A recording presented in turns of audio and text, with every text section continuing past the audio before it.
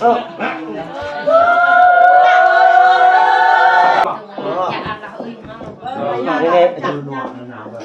đây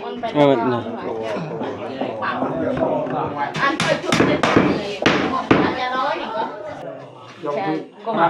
này cái con ôn MC sẽ đá ôn đây cái chuyện này lên lệ này tao 2 3 4 5 6,80,000 บาทตลาดปลอดภัยในเยอะกว่ามา10 ล้านในนับแต่พันมาqua đường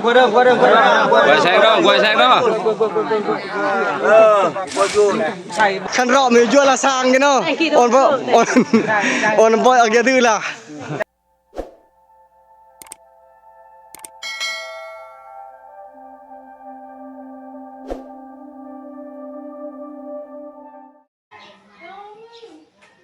กับทักทายสบายดียามแรงสบายดีพ่อแม่พี่น้องมื้อนี้บ่เฮียงมาแจ้งข่าวเช้าน้อยหนึงก็คือเป็นน้องชายของพ่อบ่เฮียงแท้ๆติดกับพ่อเลยเพิ่นเสียชีวิตในมื้อนี้มื้อวันที่15เดือน7 2026เวลาตอน 1 โมงตอนนี้บ่เฮียงก็คือสิไปทางพุ่นแหละอันนี้เป็นสิ่งของที่เฮาจะไปเดินมากินทานนะอยู่บ้านเฮามีแพพื้นหนึ่งคันเป็นผู้ชายละแพพื้นหนึ่งถ้าเป็นผู้หญิงสิ้นพื้นหนึ่งแล้วก็ข้าวสารถ้วยแล้วก็อันนี้แล้วแต่เฮาสิใส่นะอันนี้บ่เฮียงกับแซลมอนก็คือพวกของบ่เฮียงนั่นแหละ200,000กีบพอพันมาเฮาก็ซื้อน้ำซื้อในซื้อกระเพาะกาแฟเอาเงินเอาคำมาให้เพิ่นอยู่พาไปโปรยอยู่หั่นอยู่นี่เฮาก็บ่มีเงินหลากหลายมีแต่200,000กีบกับข้าวสารถ้วยแล้วก็แพตอนนี้บ่เฮียงก็สิไปเฮือนอาวเลยพุ่นแหละทางพุ่นคนละลายอยู่พุ่นนะมีข้าวแล้วก็มีถ้วยแล้วก็มีเงินแล้วก็มีแพรคันเป็นผู้หญิงหลายชิ้นอันนี้คือกินทานนำผู้ตายหั่นอยู่พุ่นเนี่ยเขาเฮ็ดเดียวใดอยู่พุ่นกะเป็นพี่น้องกะแพรคือกันพี่น้องใกล้ๆแนวนี้แฮะ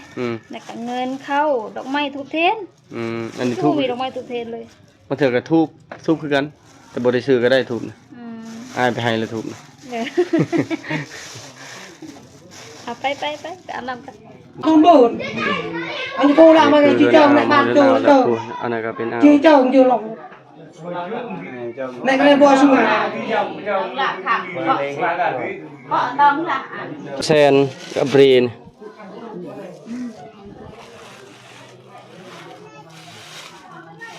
อย่าบ่เดินจดตอมกินบ่ถึงจนสบายดีพี่น้องเอ้ยมื้อนี้เสียใจที่สุดเลยจนว่าบอกนะแต่ว่าขอบใจทุกคนกินทานนำกันผู้เล็กผู้น้อยผู้สิบผู้สาวเฮ็ดบุญพี่น้องเต็ม2 นาทีแล้วนี่ก็สิเต็มเลยน้องชายพ่อแท้ๆทุกคนเลยanh là dụng thị đi lên ăn là cho cạn thùng ộ làm gì con ăn dụng ăn bờn qua đây ra bỏ theo ôi này cái chuối cái này hiền này nó dụng te có mò hay đường tự chỉ phun đường tự lệ phun mới bàn như vừa còn này thôi đây là cái lại cái ta còn mua trong cả trong bọc luôn rồi gặt cả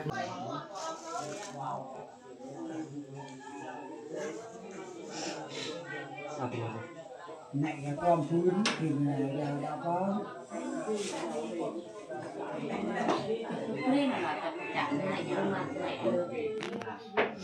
Big Line vào kia mặt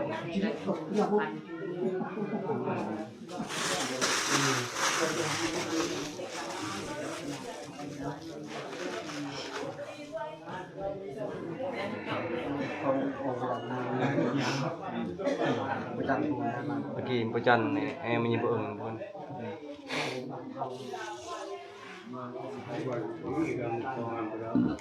Ê, bố ơi, cái này bố chăn em lưu con cái bùn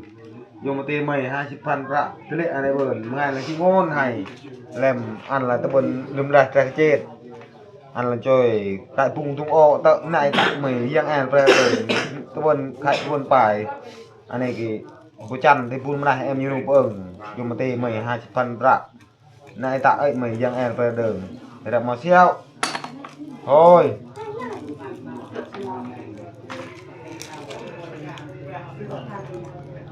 thôi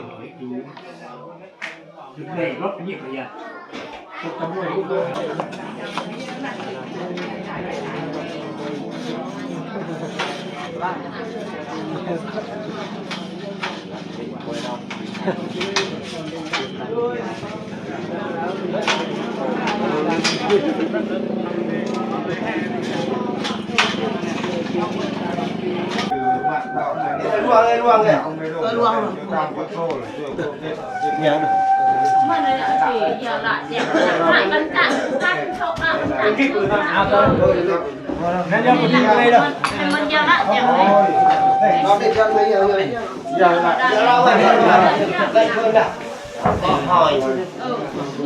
Roni vậy. Ai chọc cái vậy? cho long vậy long vậy đi đâu à xa nhẹ vậy gian nhẹ vậy Liệt lòng mà. Lòng em về.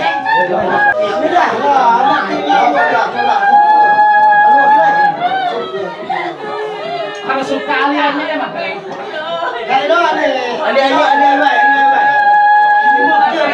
บ่พัน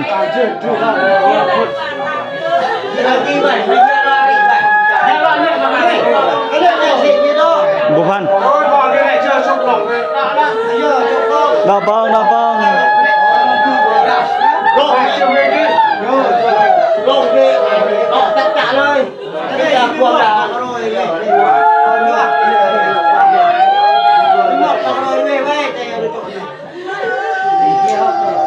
jadi rồi mẹ cái đó nung à cái gì cho mát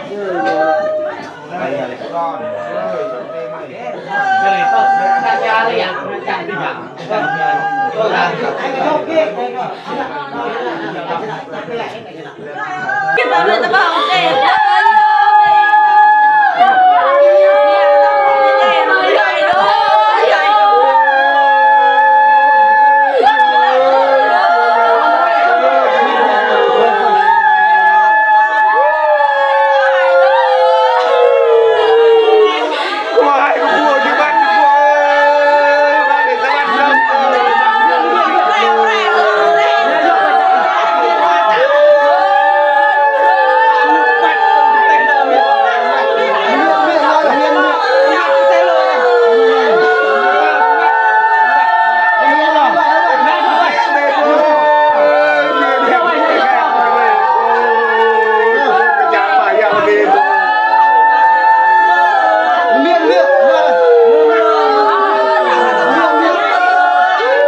này thôi.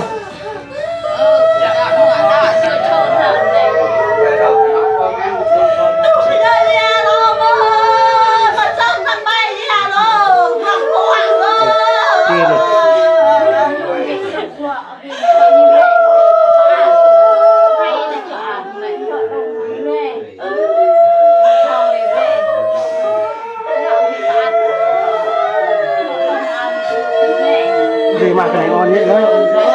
Ông nghe lời này, cứ ngon đấy này. Nó làm cách cả thôi đi.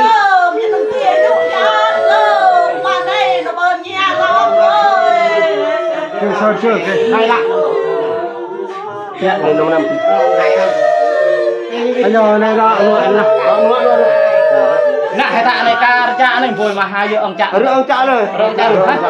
Hai ra đó. Alo.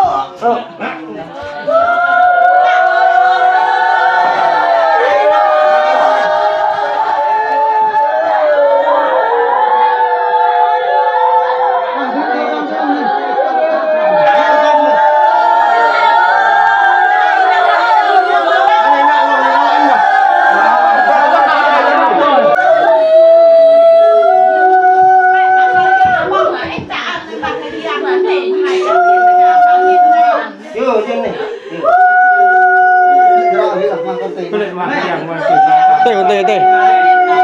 rồi nhẹ chưa ngoằng đấy Nhẹ. Rồi cái hao phong thôi. Triệu đây. เอ้ยพวกท่านเบิ่มหักเรื่อง แต่ละมันชื่อว่าถาหวาน หัวใจเรื่องนาทีจะหักบอก ระวังมันไม่ อันไปจุดเด็ดเลยอาจารย์ร้อยหนึ่งก็อาจารย์ร้อยนึงอาจารย์ร้อย เฮ้ยโอ้เก๋เนี่ย ร่างเชี่ยว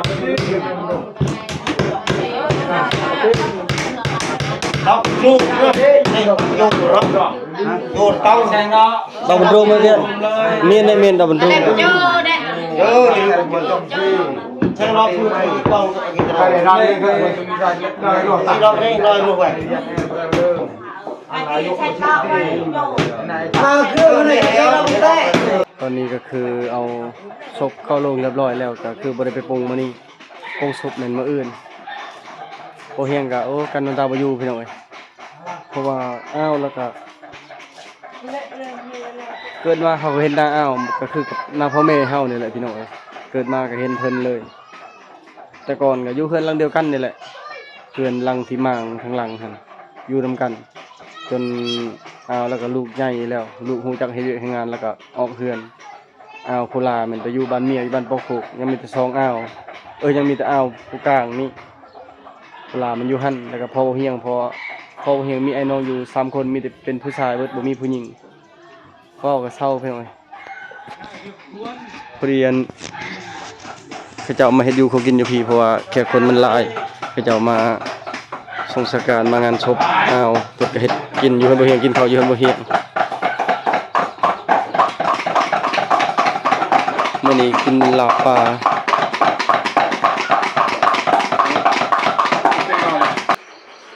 ตอนนี้พอดี8 โมงปลายแล้วบ่เฮียงก็สิไปเฮือนอ้าวผู้เสียคือเก่าไปพุ่นไปนอนพุ่นแหละมีแต่เที่ยวไปเที่ยวมาพี่น้องเพราะว่าเขามาเฮ็ดอยู่เขากินแม่นมาเฮ็ดอยู่เขากินอยู่เฮือนบ่เฮียงแล้วแค่คนก็มากินข้าวอยู่พี่กองแรงบ่เฮียงก็วุ่นวายบ่ได้ถ่ายหยัง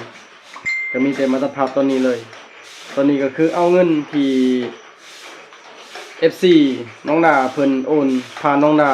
เป็นจำนวนเงิน 1,000 บาทก็เหลือค่าหักนั้นนี่ก็ยังเหลืออยู่600,000กับ80,000กีบเพิ่นกินทานนำอ้าวผู้ที่ล่วงลับผู้ที่เสียมื้อนี้นั่นแหละ680,000เป็นจำนวน 1,000 บาทนะ1 2 3 4 5 6 6,500,000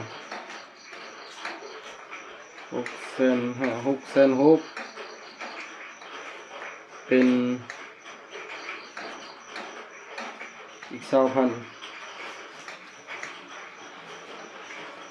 ใช่เนาะเงินนี่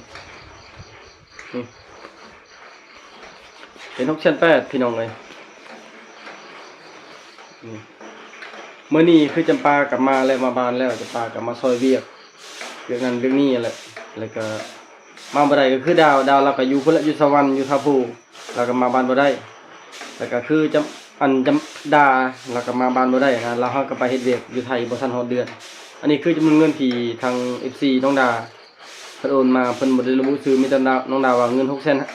เงิน6,800,000นี่แม่นเงินของ FC เพิ่นโอนมากินทานน้ำอ้าวของบ่เฮียง1 2 3 4 5 6 6,500,000 6,700,000 6,800,000อันนี้คือตามเบิ่งการน่าจะประมาณ 1,000 บาทนั่นแหละเรือหักนั้นนี่เพราะว่าเดี๋ยวนี้เงินบาทมันสูงอะลี 1,000 บาทนี่จะเท่าอยู่ประมาณ 6,800,000 17หรือ82ประมาณนี้แหละจะได้ก็ฝากขอบใจเพิ่นหลายๆเด้อถ้าว่าเพิ่นเบิ่งคลิปนี้ก็ขอบใจเพิ่นหลายๆเพิ่นสิโอนผ่านไผก็แล้วแต่ว่าจะได้ก็เงินก็ฮอดถึง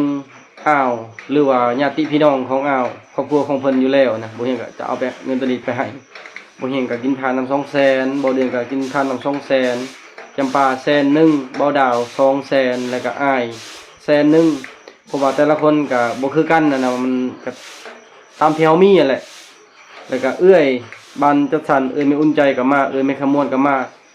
อ้ายน้องของบ่เฮียง8คนน่ะมาบ่ได้แต่น้องดากับดาวก็หั่นแล้วก็มาเบิดแต่ว่าถึงบ่มาเพิ่นก็โอนเงินมากินทานน้ำอ้าวเพราะว่าเวียกงานแต่ละคนบ่คือกันพี่น้องก็มีแต่ ก็ขอบใจเพิ่นหลายๆเด้อที่เพิ่นกินทานในส่วนที่ว่าอ้าวของบุญทางเซียนนี่จะได้ก็ขอให้อายุ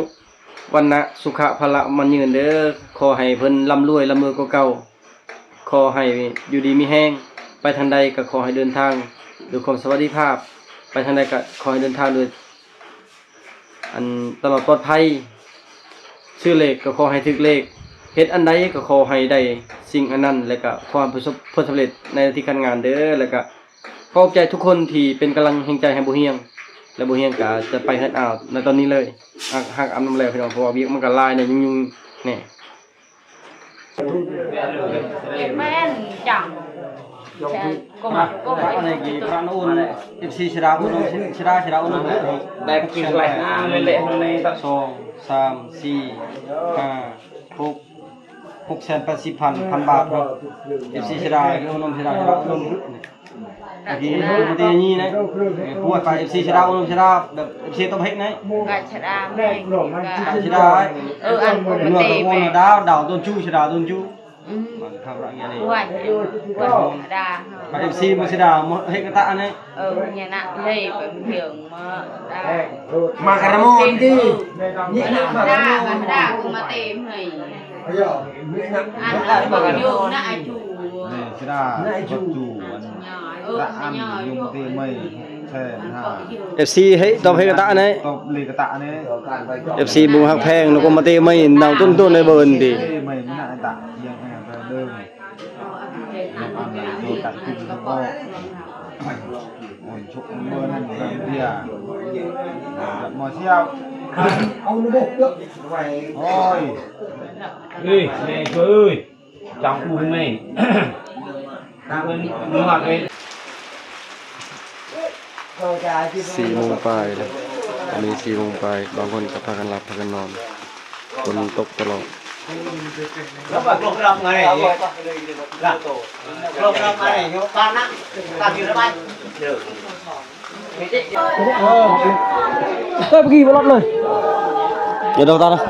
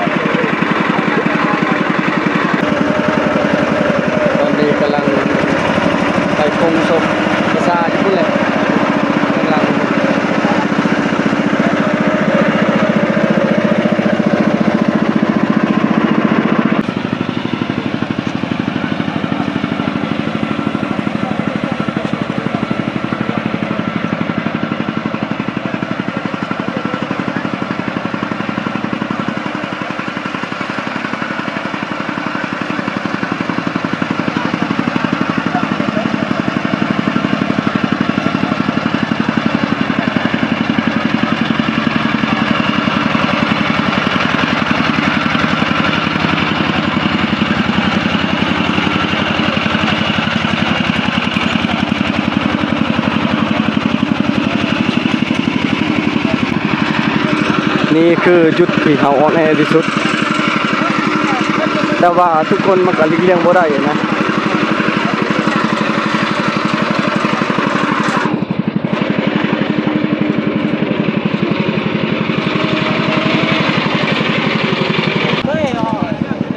พี่น้องไอ้นี่มึงให้ชุบเต็มอยู่ตกปกดำๆแล้วทีนี้ผู้ต่อหัวเสือบักใหญ่เลยนะประมาณซำกะยังน้อยนั่นโอ้บึงแม่มันนะอันนี้ก็อันนั้นโลมึงให้ชุบเต็มต้นตอนนี้ก็คือมาหอดรถก็จะไว้เท่านี้แหละมีแต่แตกเอาเหมือนเอามูดเลยเมื่อกี้ยัดโจนเลย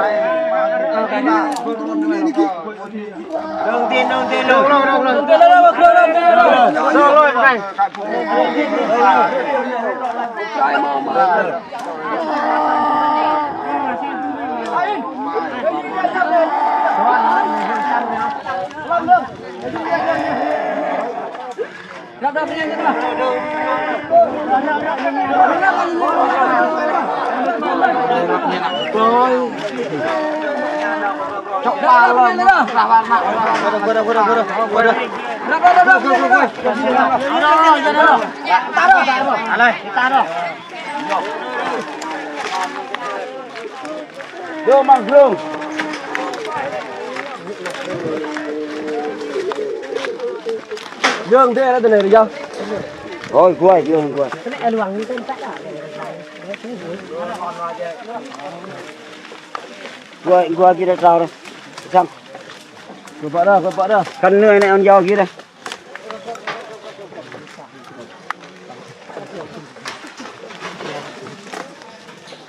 Này tao bảo ra đầm nữa.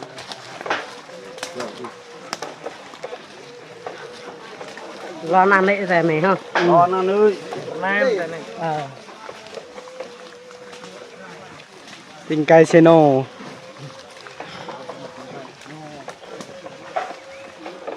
Ôi dừa ngỏ chiếc gà gài rồi. Vẫn thơ thế thằng gà này vậy. Ta cho cái lòng thịt. Rồi quên lên. Quên lên nào. Ngon. Hey. Ra lại vậy lòng.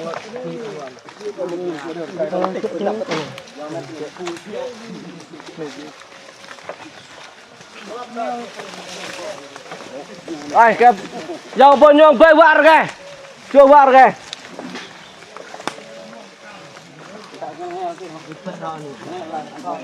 luôn con vợ này hành quay hay dù này một lặpเลยlấy bằng vợ ra lệ viền plau ra lệอันนี้มาฮอดภาษาแล้วอันนี้ก็คือเป็นภาษาบ้านเฮาตื่นเพิ่นว่าเลยคงว่าเว้ยนักแลดองตกเครื่องก็มาจะใหม่แปรฟังต้องเนาะยืนแบบนี้ยืนไว้อันนี้แต่ละบ้านจะเฮ็ดบ่คือกันอันนี้คือเอาไม้เป็น7ไม้ตาย7เป็นพื้นเป็นไฟให้เราเดี๋ยวจะเอามาหนีบแล้วนี่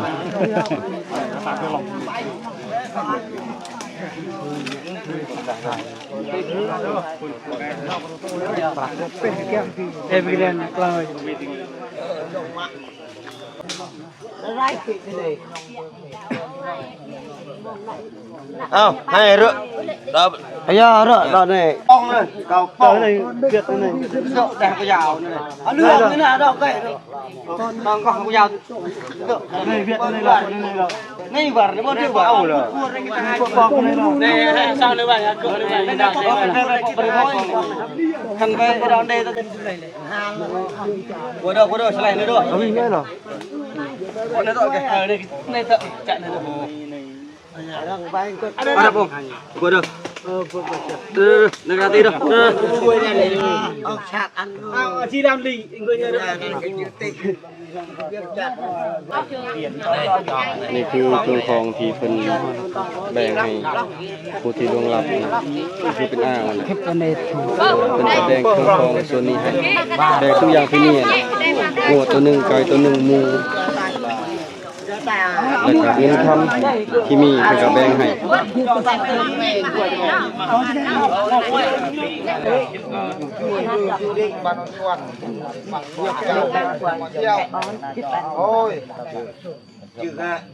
น้องมาเปิดกระจกการเล่เรียวเคยก่อนมาเคยแอม เคยขมอนเคยอันนี้นอนเปิดกระโดงน้องนอนเปิดคือต้องมาเสีย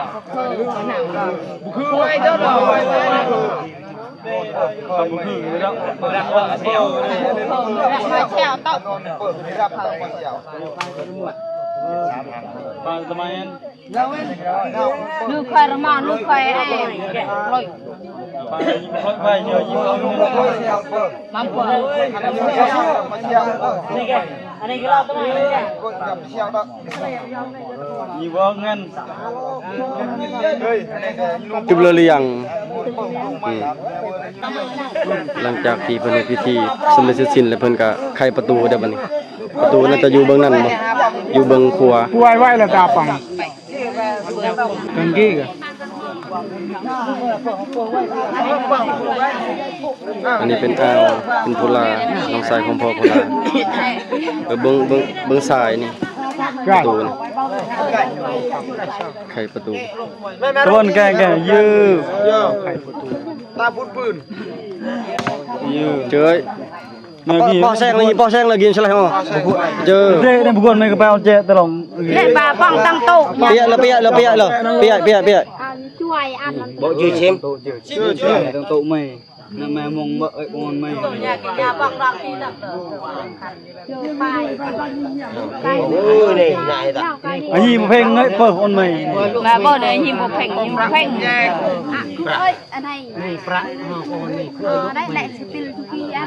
จะต้องเปรียกันเนี่ย การติการอีไม่ต้องเอาจูเงี้ยลองปลายเราจูเย่จูนอนปุ๊บพระนี่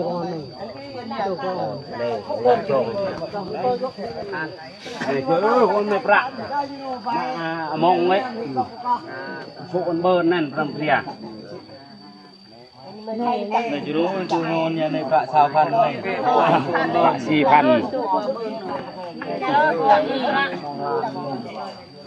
เฮ้ยโอนไม่ไปไม่โบราณในเพิ่มแต่ไงกูมึงเนี่ยเรื่องไว้เบิร์นน้องเรื่องตอกไอ้ยาก็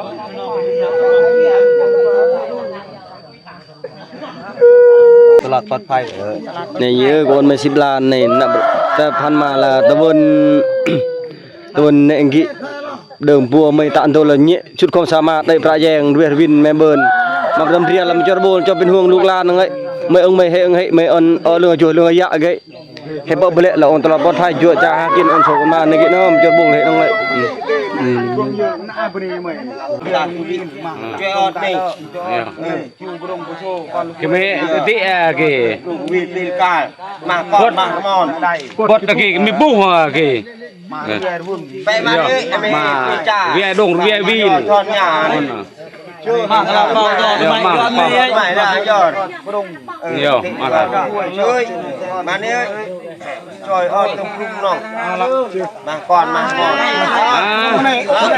tung này đâu mà là đâu đâu đâu Bong tả. con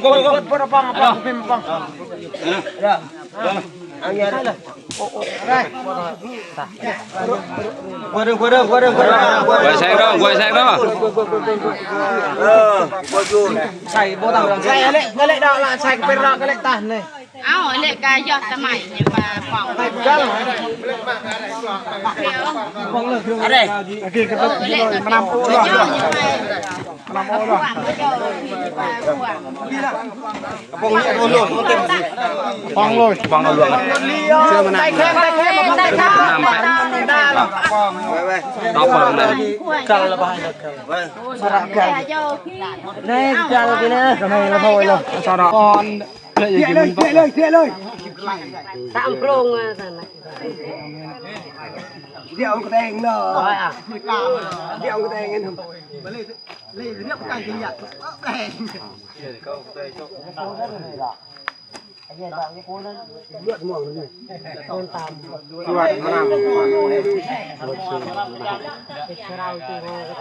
จนเบิดดินกระโจนขุดมันออกนอกแล้วก็ถมเข้าไปเลย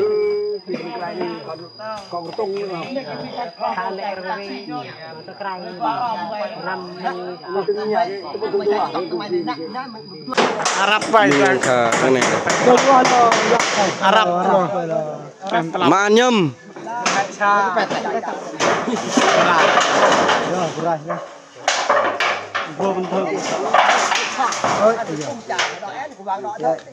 chưa được chua là sang tuần này cái gì chua là nè khăn rọ mình chua là sang cái nó on boy ở kia tư là mà khăn rọ là bồ đòn vào tư là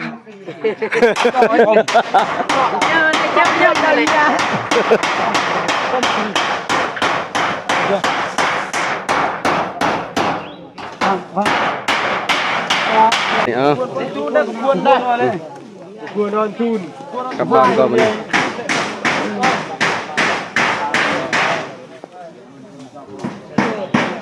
อันนี้คือเป็นพิธีกรรมบ้านเฮาทุกคนที่ตะเพิ่นฟัง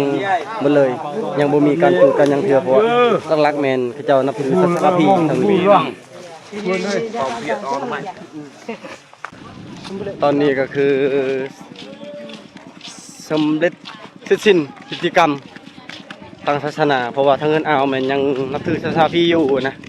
ถึงจะเป็นพี่น้องก็พอแต่ว่าทางเงินเฮาแม่นนับถือศาสนาพุทธแล้วแต่ว่าทางเงินอ่าวยังนับถือศาสนาพีอยู่เพิ่นเฮ็ดพฤติกรรมแบบนี้แล้วก็คืองานนี่งานก็จะเอิ้นงานโปงศพนะคือเอาศพไปฝังทางบ้านเฮาเขาเจ้าก็ยังเฮ็ดแบบนี้เบิด 100% มันยังพังหมดเลยผ่านมาแต่เกิดมานี่ยังบ่เห็นว่าอยู่บ้านเฮานี่เพิ่นมีการจูดหรือว่าการบวชการเทศน์การหยังการแบบมียาคูมีหยังบ่ทันเห็นหลักๆก็แม่นจะเห็นแต่แบบนี้